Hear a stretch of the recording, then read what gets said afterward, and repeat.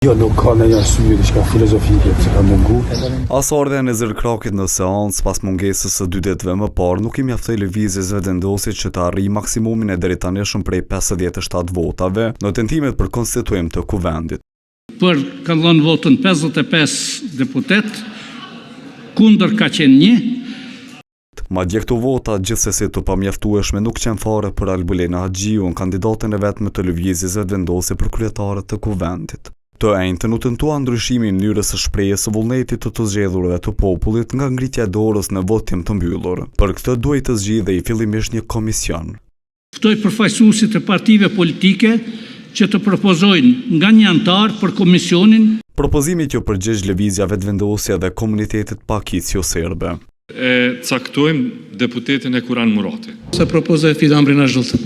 Por jo dhe partitë tjera që megjithse nuk lejohet debat në seancën konstituive përdorën foltorën për mesazhe politike. Nuk keni drejt në mes të votimit me ndryshu formën e votimit. Dhe ne nuk do të bëhemi asnjëherë pjesë e shkeljeve të juaja.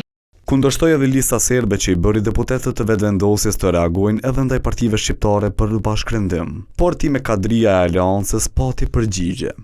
Zdravo mimoza.